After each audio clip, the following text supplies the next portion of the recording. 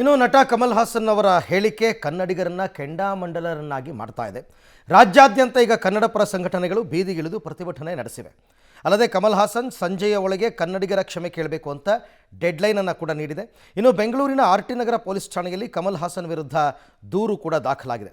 ಕರವೇ ರಾಜ್ಯಾಧ್ಯಕ್ಷ ನಾರಾಯಣಗೌಡ ಮಾತನಾಡಿ, ಕಮಲ್ ಜನರ ಭಾವನೆಯನ್ನು ಕೆರಳಿಸುವ ಕೆಲಸವನ್ನು ಮಾಡಿದ್ದಾರೆ. ಜೂನ್ 5ರಂದು ಅವರ ಸಿನಿಮಾ ಬಿಡುಗಡೆ ಆಗಲ್ಲ. ಸಾರ್ವಜನಿಕ ಜೀವನದಲ್ಲಿ ಇರೋ ವ್ಯಕ್ತಿಗೆ ಹಿಡಿತಾ ಇರಬೇಕು. ಕ್ಷಮೆಯಾಚನೆ ಮಾಡದೇ ಇದ್ದರೆ ಕಮಲ್ ಹಾಸನ್ ಕರ್ನಾಟಕಕ್ಕೆ ಕಾಲಿಡೋದಕ್ಕೆ ಬಿಡಲ್ಲ ಅಂತ ವಾರ್ನ್ ಮಾಡಿದ್ದಾರೆ. ಕನ್ನಡ ಭಾಷೆ ತಮಿಳಿನಿಂದ ಹುಟ್ಟಿದ್ದು ಎನ್ನುವಂತಹ ವಿವಾದಾತ್ಮಕ ಹೇಳಿಕೆಯನ್ನು ಕಮಲ್ ಹಾಸನ್ ಅವರು ನೀಡಿದರು.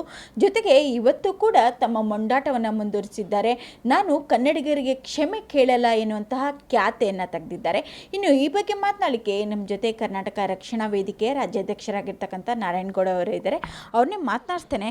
ಸರ್, ಮೊದಲೇದಾಗಿ ಅವರು ಕನ್ನಡಿಗರಿಗೆ ಕ್ಷಮೆ ಕೇಳಲ್ಲ ಅಂತ ಹೇಳಿದ್ದಾರೆ, ಏನು ಹೇಳ್ತೀರಾ? ಕಮಲ್ ಹಾಸನ್ ಅವರ ವ್ಯಕ್ತಿತ್ವ ಎಂಥದ್ದು ಅನ್ನೋದು ಅವರ ಈ ಭಾಷೆಯಲ್ಲಿ ಅರ್ಥ ಆಗುತ್ತೆ. ಮಾಡಿದ ತಪ್ಪಿಗೆ ಕ್ಷಮೆ ಯೋಚಿಸಲ್ಲ ಅನ್ನೋದಾದರೆ ಅಂಥ ವ್ಯಕ್ತಿಗೆ ಕನ್ನಡಿಗರು ಸಹ ಯಾವುದೇ ಮುಲಾಜನ್ನು ತೋರಿಸಲ್ಲ ಅನ್ನುವ ಸಂದೇಶವನ್ನು ರವಾನೆ ಮಾಡಬೇಕಾಗತ್ತೆ, ಕಳಿಸ್ಕೊಡ್ತೀವಿ. 5ನೇ ತಾರೀಕು ಅವರು ಸಿನಿಮಾ ಬಿಡುಗಡೆ ಆಗಬೇಕಲ್ಲ ಕರ್ನಾಟಕದಲ್ಲಿ. ಅವ್ರು ಹೇಳ್ಕೊಂಡಿದ್ದಾರೆ, ನನ್ನ ಸಿನಿಮಾವನ್ನು ನಮ್ಮ ಅಭಿಮಾನಿಗಳು ನೋಡ್ತಾರೆ ಅಂಥೇಳಿ. ತಮಿಳ್ನಾಡಿನ ಅಭಿಮಾನಿಗಳು ನೋಡ್ತಾರೆ. ಕರ್ನಾಟಕದಲ್ಲಿ ಸಿನಿಮಾವೇ ನಡೆದೇ ಹೋದರೆ ಅವರ ಅಭಿಮಾನಿಗಳು ಎಲ್ಲಿಂದ ನೋಡ್ತಾರೆ? ಎಲ್ಲಿಂದ ನೋಡೋಕ್ಕೆ ಸಾಧ್ಯ?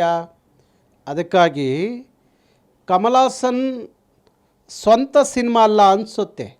ಅದಕ್ಕೆ ಬಂಡವಾಳ ಹೂಡಿದವ್ರು ಯಾರೋ ಬೇರೆಯವ್ರು ಇರ್ತಾರೆ. ಆ ನಿರ್ಮಾಪಕನ ಕಷ್ಟ ಏನು ಅನ್ನೋದು ಕಮಲ್ ಹಾಸನ್ ಅಂಥವ್ರಿಗೆ ಅರ್ಥ ಆಗಲ್ಲ ಅಂತ ಭಾವಿಸಿದ್ದೀನಿ.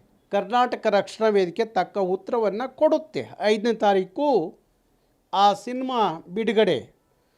ಆ ಸಿನಿಮಾವನ್ನು ಕರ್ನಾಟಕದಲ್ಲಿ ತೊಗೊಂಡಿರುವಂಥ ಹಂಚಿಕೆದಾರರು ಯಾರಿದ್ದಾರೆ ಅವರಿಗೆ ನಾನು ನೇರವಾಗಿ ಹೇಳ್ತಾ ಇದ್ದೀವಿ, ನೀವು ಅದಕ್ಕೆ ಹಾಕಿರುವ ಬಂಡವಾಳವನ್ನು ವಾಪಸ್ ತಗೊಂಡು ಅದರಿಂದ ದೂರ ಉಳಿಯಿರಿ.